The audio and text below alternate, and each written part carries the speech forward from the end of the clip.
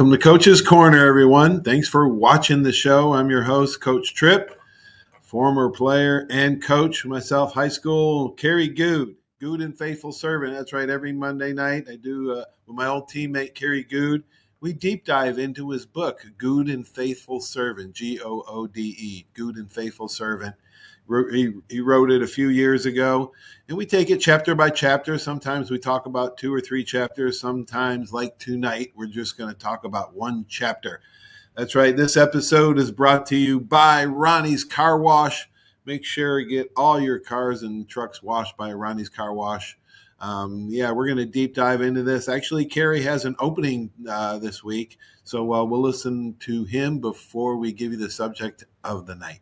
Hello, radio and internet audiences. I hope this message finds you all well and basking in the glow of a joyful 4th of July weekend. Whether you spent it surrounded by family, flipping burgers, watching fireworks light up the sky, or simply soaking in a quiet moment of peace, I pray that it was filled with the pleasure and pride that Independence Day brings. This celebration reminds us not just of freedoms won, but of the strength we hold in community, resilience, and the right to dream boldly. May the spirit of independence continue to inspire you not just on July 4th, but every day you rise to meet life with courage and purpose. Thanks for tuning in and being part of this moment. Let's keep the flame of connection and freedom burning bright. All right, let's do that, Kerry. Thanks for that opening. Kerry Goode, as you may well know, has ALS, Lou Gehrig's disease. They gave him 2 to 4 years. I think he's on year 11.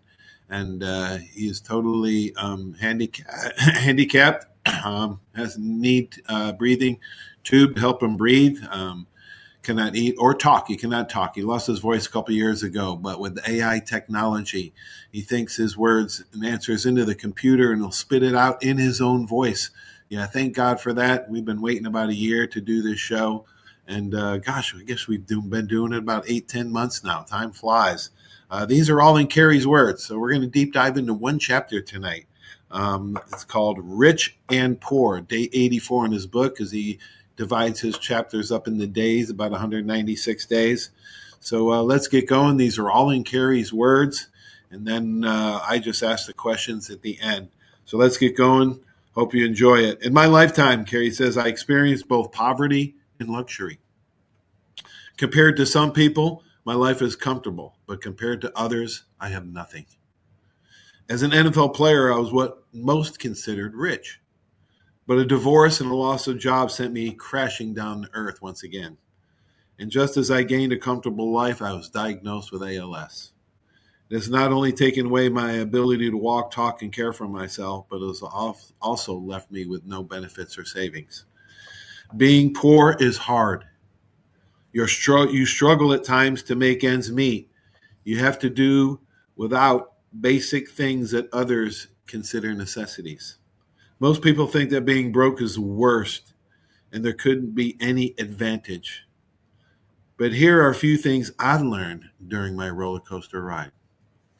When you are poor, you learn to make do with what you have. You also know how to do without. When you are poor, you do not feel the need to keep up with the Joneses.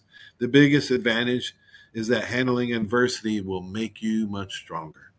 However, wealth is often considered to be a negative because it can become an idol that acts as a barrier between people and God. Somehow we forget these possessions are only temporary and lose focus on what is eternal. But take heart. On their deathbeds, people notoriously discount the wealth they have amassed.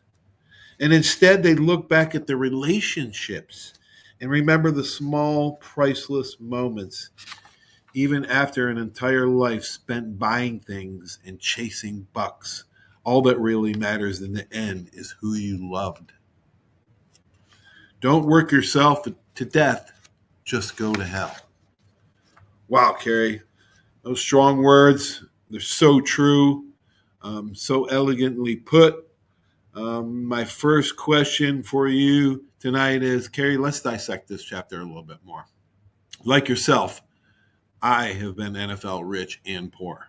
When I was rich, it was all about more stats, more work, more car, more booze, more women, more everything. Everything. More house, more neighborhood, more status, etc.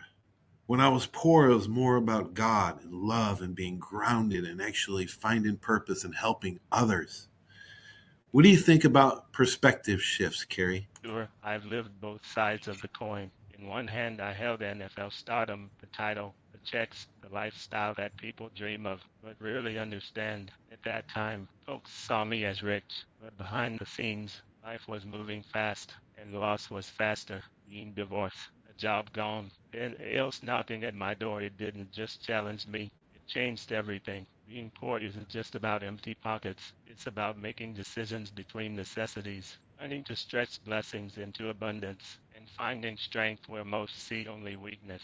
I've lived the truth that being broke teaches resilience. You make do, and often you make magic with the little you got. It humbles you. It breaks down the illusion that stuff equals status, and it roots you deeper in gratitude. But the biggest perspective shift came with ALS. My body changed, my walk, my speech, my independence taken, but my vision became clearer than ever. The kind of wealth I used to chase now seems like noise. What once felt necessary is now non-essential. I've learned that God does not measure us by what we collect, but by how we connect. Adversity prunes what's superficial and reveals what's sacred. When you're stripped of everything but your breath and your spirit, you discover that love, compassion, and faith are life's true luxuries. Yes, riches gave me opportunities, poverty gave me clarity, and ALS, though relentless, gave me a new lens on grace. So to my brother in shared struggle, I hear you. When we were rich, it was more of everything. When we were poor, it became more of what really matters.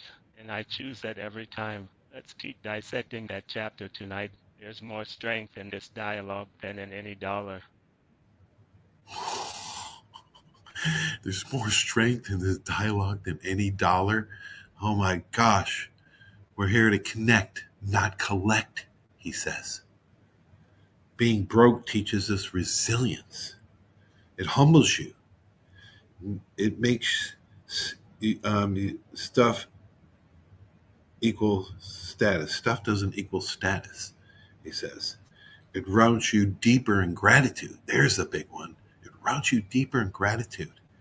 Wow, all that being poor, maybe more can learn from being poor than being rich. All right, here's question number 2, KG.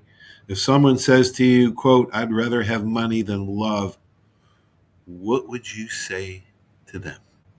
Probably lean in and say something like, well, you'll definitely be able to pay for dinner, but you might be eating alone, definitely with extra napkins and no one to split dessert with. Look, money's great. It opens doors, buys snacks, and solves problems like, where should we vacation this year? But love is what makes walking through those doors feel like more than just a transaction. When I was cash rich, I still felt connection poor. But when the dollars dried up, the ones who stuck around reminded me that true wealth does not come with a price tag. Being broke, oh, came with perks, like the best unpaid audit ever, a thorough weeding out of fake friends. Trust me, when you don't have anything to offer but yourself, you quickly find out who actually likes you, and not just your barbecue budget. That kind of clarity is better than any savings account. Sure, money buys comfort, but love builds legacy. One fades faster than a cheap cologne, and the other, that stays in people's hearts long after you're gone. And if joy could be grilled, mine would be served medium rare, with a big old laugh on the side. Because even now, ALS has swiped my health, my wealth, and a few too many abilities, but it can't touch my joy. It cannot cancel my spirit. I'm somehow the happiest I've ever been, on life's tightest budget. So when someone says they'd rather have money than love, I just smile and say, love does not just make life richer, it makes it worth the price of admission. Holy cow, Gary, you got away with words, man. That's beautifully said. Weeding out fake friends and people. Man. Sure, money buys comfort, but love builds legacy. Think about that. Love doesn't just make life richer, but it's worth the price of admission. Wow. Wise words indeed, Kerry. All right, here's my last question of the night on this same chapter. We're talking about rich and poor, as Kerry and I both have been both. Let's see here. Kerry, please reiterate the last two paragraphs of this chapter. There is no luggage rack on a hearse. The Bible says build up treasures of the heart, not about things. What about this subject, Kerry? Let's face it, no matter how fancy your ride to the graveyard is, it's not coming with a luggage rack, and there's definitely no U-Haul trailing behind it. That last road trip is one way, with zero carry-on. All those trophies, toys, luxury houses, and shiny cars left behind like yesterday's potato salad, questionable and definitely not coming with you. I remember my doctor saying to me, you should get your affairs in order. And I remember thinking, affairs? Do I even have a filing cabinet? Turns out I did, and I emptied it. What actually mattered got passed down to my kids faster than a hot plate at a family reunion. I stripped down to the essentials. No bling, no baggage, just blessings. What really travels with you beyond this life? Not your jewelry collection, not your kitchen gadgets, and certainly not that questionable velvet tracksuit. What does make the trip? Faith, love, compassion, and how deeply you made people feel. Legacy isn't about loot, it's about heart.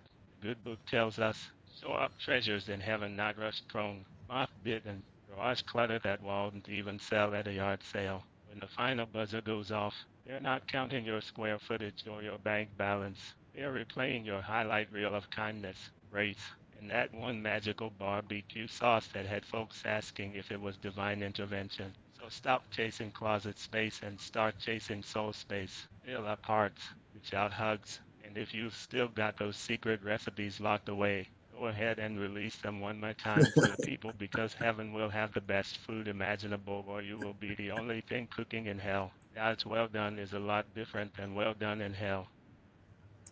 Wow, beautifully said, Kerry. Legacy isn't about loot, it's about the heart. So stop chasing closet space and chase soul space, he says. Wow, there's nothing more. There is more strength in this dialogue than any dollar. Wise words, Kerry. Man, well, thanks for a great show. This is one of my favorite shows. Maybe it'll turn some people around on perspective, look for gratitude, purpose, and thank God for everything. All right, as Kerry has been doing, he's going to sum up the show.